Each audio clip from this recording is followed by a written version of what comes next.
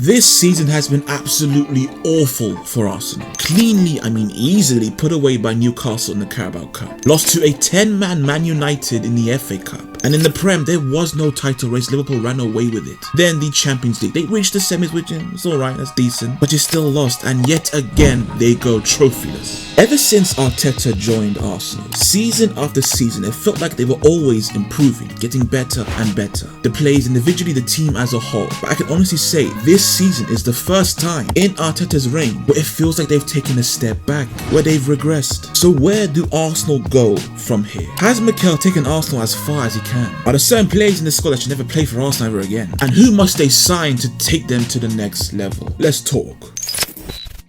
Now, before I begin, I do think it's important to tell you all that I am an Arsenal fan myself. Have been my whole life. And all of what you're about to hear, all these opinions are coming from an Arsenal fan. Just wanted to get that out of the way. So first off, let's actually evaluate Arsenal's 2024-25 season. Starting off with the domestic cups. I already touched on it before. They went terribly. Knocked out by Newcastle in the Carabao, knocked out by Manchester United in the FA. Although I will say it's kind of irrelevant. Personally for me, even if Arsenal had won the FA Cup or the Carabao Cup, but lost the Premier League and the Champions League, this season would still be a failure to me. They've been building up for the Premier League, for the Champions League. So in my opinion, anything but that just won't cut it. So those two aren't really a big deal. But now, let's talk about the Premier League. Oh boy. If you were to tell me at the beginning of the season that Manchester City were finally going to fall apart, go on vacation or whatever during the league, I'd be over the moon. But then to follow that up by telling me that it wasn't Arsenal taking advantage of that. No. It was Liverpool. I'd lose my mind. In fact, I've been losing my mind this whole season. The Reds have been champions for a few weeks now, and I'm still incensed.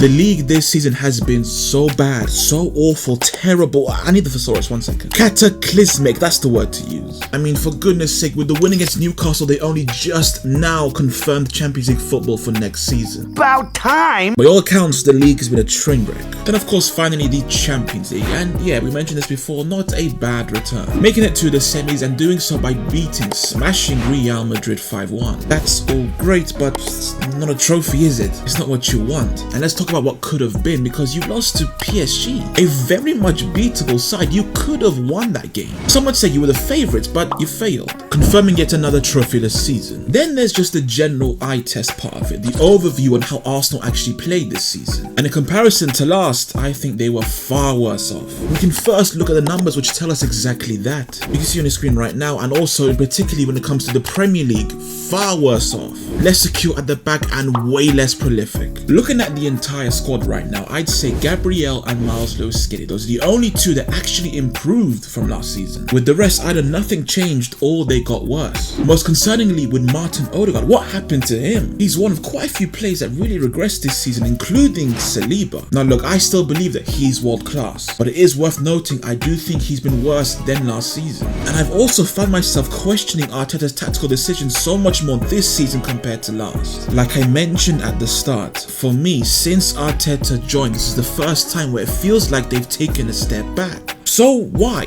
Why has this happened with Arsenal? Why such a poor outing in the Premier League? Why are they going trophyless yet again? What excuse is there to give? Well, potentially there is one: injuries. And let's go through it. Tierney has missed 18 games, Zinchenko 12, Calafiori has missed 23, Ben White 28, Tomiyasu has missed every single game, Jesus has missed 27 and is still out, Havertz 20 who just came back, then Odegaard has missed 13 games, Starboy Saka has missed 20, and of course Gabriel has missed 16 and is still out. So yeah, that is a lot of injuries. And yeah, you know what? You can say it's kind of a valid excuse. No team in the world could cope with these kind of injuries. And when I say cope, I mean still go to try and win the Premier League, the Champions League. Although you will find little sympathy here. This has always been a part of football. It's something you always need to prepare for. And in that regard, Arsenal's preparation has been atrocious. We've known for quite a few years now that on the front end, the depth is lacking in this side. But your answer to that in the summer was Raheem Sterling.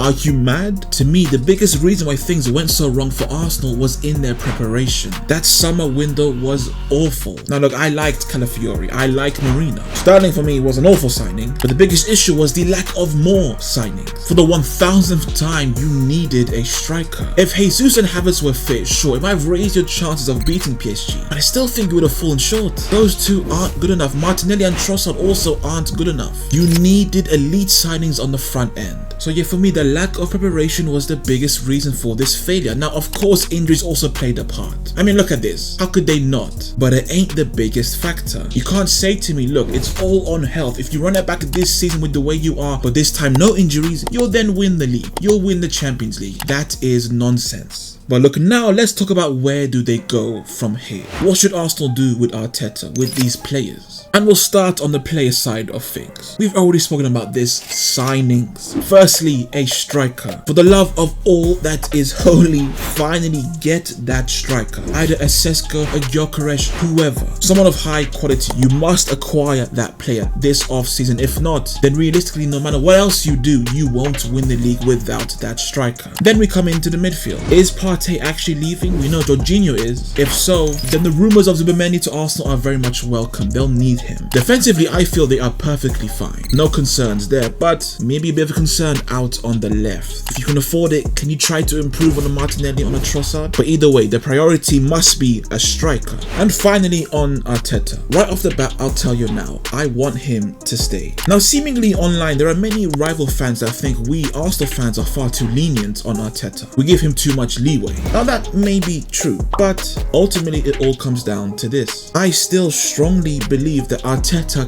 can take this team to the Premier League. Now, I'm not saying that he will, just that he can. The potential exists, and I only think we should, or any club should, start fresh if there truly is no hope. But that's not the case with Arsenal. There is hope. The ingredients are there for Arteta with these players and possible future signings to go on and finally win the league. You can't tell me it's impossible, and you can't tell me they don't have at least a decent chance. Arteta has made some mistakes, but for one last season, and yes, one last season, I want to see him this next season with finally an elite striker up front, as well as still a young squad in Saka, Declan Rice, Miles Lewis-Skelly, Gabriel, Saliba, and more, developing their game even further. With all of that, those are the ingredients to a potential league winning side. So yeah, I'm gonna trust him for one final season. And there is the video. I hope you all enjoyed. Please let me know what you think about Arsenal, about Arteta, about their future. Like if you enjoyed, subscribe for more. I am the football enthusiast. Take care of yourselves.